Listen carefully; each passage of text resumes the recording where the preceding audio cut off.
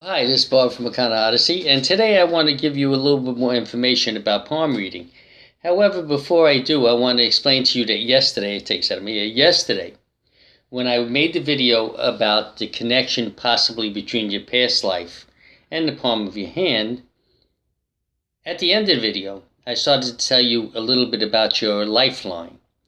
Now, when I did that, I accidentally called your lifeline your heartline. I said if there's a break in your heartline, it's really actually a break in your lifeline that you'd be watching for. So I apologize for that. Unfortunately, it was a mistake, and I do apologize. So today I'm going to give you just a brief reading, something that just you can look over. And then afterwards, if you decide that you want to get together for a reading, I do a combination between tarot reading and palm reading together. So today will just be a little bit of a sort of food for thought in a sense. Okay, we're going to start with a short headline first, a short heartline, I'm sorry. Now, if you have a short heartline, it starts here, your heartline, your pinky. Your headline starts here, but your heartline starts here. So if you have a short one, very short, sort of like this, short up to maybe the ring finger, unfortunately, that is a line where people usually is sort of self-centered that have that line. Now, it is a rare line, and that's not to insult anybody, but as a whole, people are more self-centered there. They also don't always think before they act, so they have rocky relationships. And of course, in a relationship, you do have to think before you talk, if you're in a relationship with someone, or before you act, I should say. So a lot of times they have a rocky relationship. So, the next heartline, of course, would be the medium heartline. Now, the medium heartline would go to about Saturn, right here. See, Saturn is the middle finger. Okay, now, people that have that heartline, they're people that love. They definitely love. They also dream about great things that could happen in their relationship and just things good in life. They're really good people. They're very, very good at love. They're very good at understanding as well. The problem that they have is that they have high expectations sometimes, and maybe a little too high. So sometimes that would interfere with their relationships. If that line is curved all the way up between the fingers, usually you're a very good talker. You're a smooth talker, and as you go through life, you would have lots of different partners because you're so smooth and such a good talker. And you're a wonderful person. That doesn't mean anything bad. The smoother the talker, the better, as far as I'm concerned. So now, if you happen to have a long headline, long heartline, again, I always get that stuff mixed up. Long, it goes all the way across. Well, that is with people who love the most. They love the hardest, I should say. They really love it. They would give anything to their partner. Anything. They're wonderful. They dedicate themselves, magnificent partners. But the problem is sometimes they expect too much out of their relationship. Because they themselves give so much. They give so much of their self that they expect a lot more back. And everybody is not the same. Some people, they can't help it. They give a little less. That doesn't mean they don't love you. It's just that's just the way they are.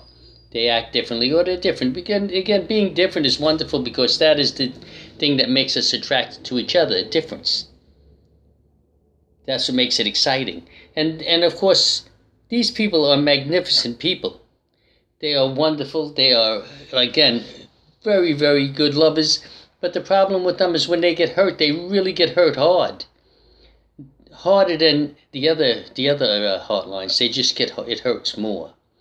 So, even though they have wonderful qualities, and they do, many, the part where they get hurt the most that's a bad quality in a sense because it's hard to get over that pain. So naturally, if something happens, then they'll need a way to release that anger that they have from being hurt. Okay, so that's all I'm going to say about the heartlines. Now, the headline is next. The headline is a little bit different. Now the headline, of course, starts again from here and goes over this way. Now, there are many headlines also. If you have a short headline, I see mine is sort of long and curved down, but if you have a short headline, you know, a lot of times you're in too much of a rush. People with a short headline a lot of times are rushing, and they're sort of all over the place. They have to calm down. If you feel that you're rushing and you look at your hand, you see you do have a short headline. The headline is the first you have on top is the heart. Right underneath it here is the headline. Right underneath, right there. And if you know you're in a rush, even though that is a quality that you have to pull. You have to pull it back. Pull it back so that other people can keep up with you. If not, then of course you have a problem. If you are a person with a medium headline, meaning, it's going to go a little further, maybe to over here, the sun line, we'll say, a medium one. Normally you're a very understanding person.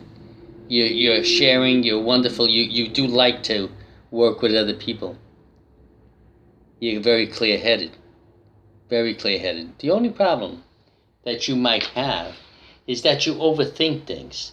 And sometimes you overthink them way too much, to the point, where it drives you a little crazy. So you have to understand that. Now, if you have a longer headline,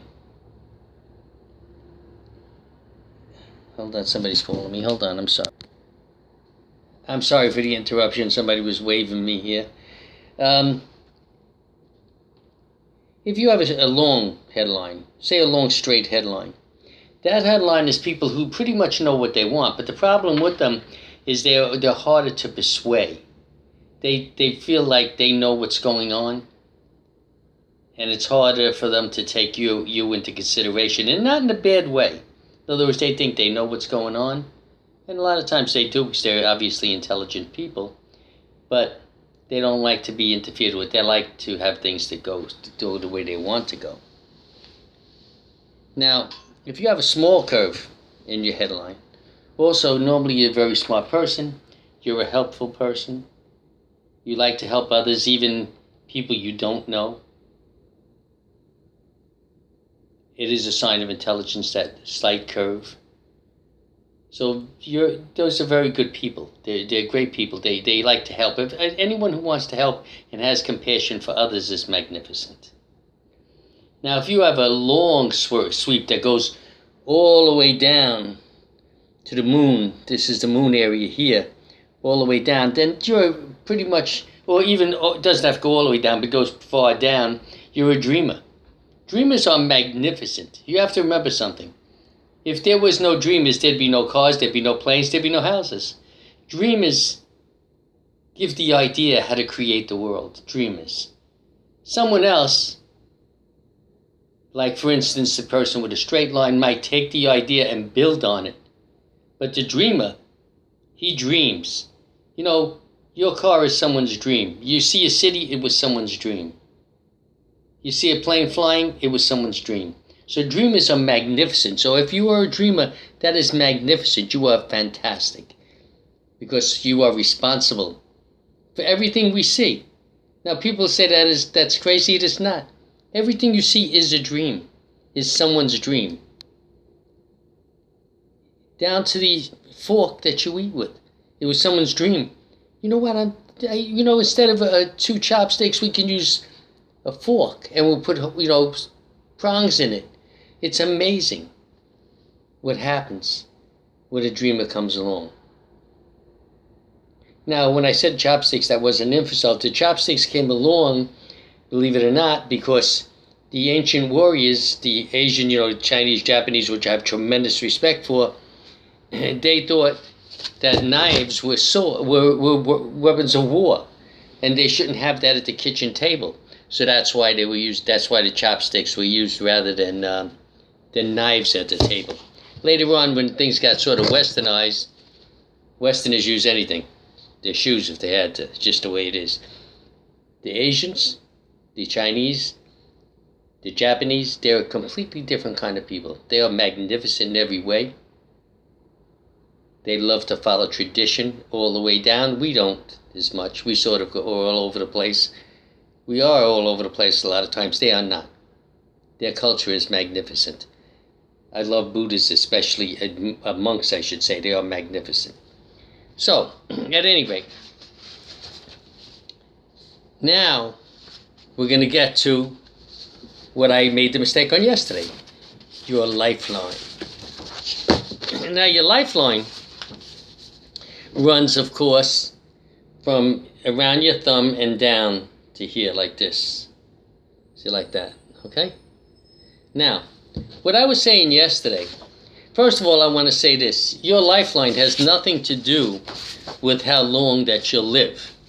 That is not your lifeline. Your faith line or your destiny line can give you more of an idea of how many years you might live. But even that, but the lifeline is how much life's energy you have. In other words, as you go through your life, if you're going to be sickly, if you have a lot of energy, stuff of this sort. That's what it's about. For instance, if your lifeline is like this and has islands in it here, but it could have an island almost any place. So there's islands, we'll say. Islands show that there could be sickness or something fragile in your life's energy as you go along at certain times, or maybe in the beginning. You know, as it started, there was chains in there, and those chains, which we call little islands, indicate that there was sort of some kind of sickness or something fragile in your life's energy. If you should have a break in the lifeline, like I was saying yesterday, that would indicate, see, you have a break like this. See, there's a break in there, wherever it is. There it is, see it? The break? Well, I have a very big break in mine, and some people have several breaks. That usually would indicate that sometime in your life, either you might have some kind of sickness, or you might have an accident, so you watch for things like that. Now, if it breaks and it comes back, you're okay. It's just a matter of, at a certain period in your life, you run into some problems that might be health-related. And of course, if you have an accident, that could be health-related as well. So, you know. So, at any rate, also the depth of lifeline. The deeper it is, the more energy you have. You know, the Chinese call that qi. We call it energy. But the thing is that that's what that's all about. It's about the energy in your life, or the qi in your life. Now, if you have several islands going all the way down, it means during your life you're going to be sort of a sickly person, low energy. If the line is very shallow, it'll also be low energy. Now, if the line is long, in other words, the sweep is long, you're really an energetic person. The closer to the thumb, sort of usually is the less energy that you might have. And that doesn't mean that you have no energy at all. It just means you might not be able to run a marathon continuously, something like this. Now, if you have a double lifeline, some people have a double lifeline. Those are really energetic people. They have lots of energy. So that's what you would see on your lifeline. Now, the other line that we talked about yesterday for a minute was your destiny line, or your faith line, which is this line that runs here, see, and up. And it has to stop at Saturn. If it doesn't stop at Saturn, which is the middle finger, it is not your destiny line.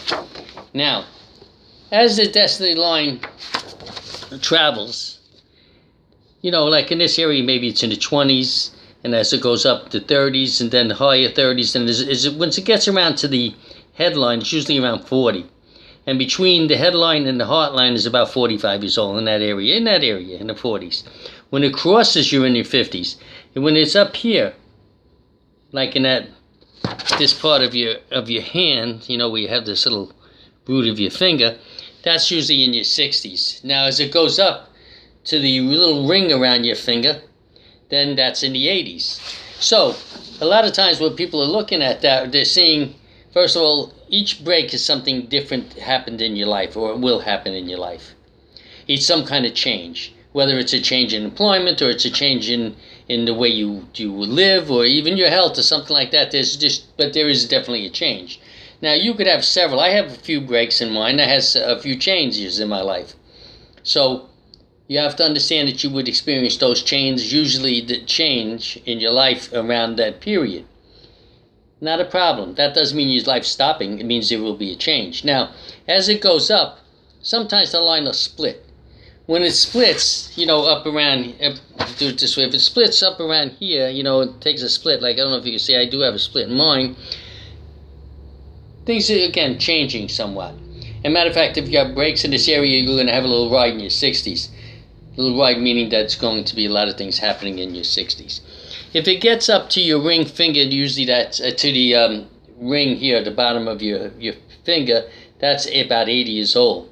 And then it continues up, and you can judge sometimes how long you might live, providing that you have no accidents or stuff like this. But in a normal life, expectancy would be, maybe 80, even 90, in that area, depending on how far the line goes up. That, again, doesn't mean that you cannot end up having an accident or something like this, because things change. No matter what anybody tells you, things change. Even when we read the tarot cards and we tell you something in the cards, it could change. Nothing is set in stone in reality. For things to work, it's a couple factors. One is belief, strong belief. Another is being careful and thinking clearly so you don't put yourself in danger. For instance, I have a saint that I pray to, since it's the Mother of Death, which is Santa della Morte. Now, she is a saint for helping people also to avoid gun violence. That's one of the things she does. But if you pray to her and then you go stand in front of a gun, what do you think is going to happen? It's the same thing. You have to be able to understand, and even though your hands are saying one thing, or the cards are saying one thing, or a psychic or a medium, it doesn't matter. Your destiny is in your hands, and that means your destiny is what controls you, and you have to be careful and understand. Live your life the right way. Be careful. Think before you move. Before you do anything, think. I personally think and pray before I do anything. I haven't always done that in my life, of course. In my life, I was a dumbass quite a while. And I finally became what I feel is enlightened through a tremendous amount of prayer and meditation. And now I feel I'm very, very close to the gods, and the gods help me in every single way. And I always suggest that to everybody. And to people who think there is no gods, I want to tell you, I got a feeling you're mistaken. They are there. For me, I see them, I feel them, and I love them in every single way. Okay, anyway, hopefully this was helpful. And again, I apologize for the mistake in the first video. You can contact me anytime. You can leave a message on here. And please subscribe. And hit the like button. That would be magnificent. But subscribe. I'd really appreciate that. Namaste and blessed be.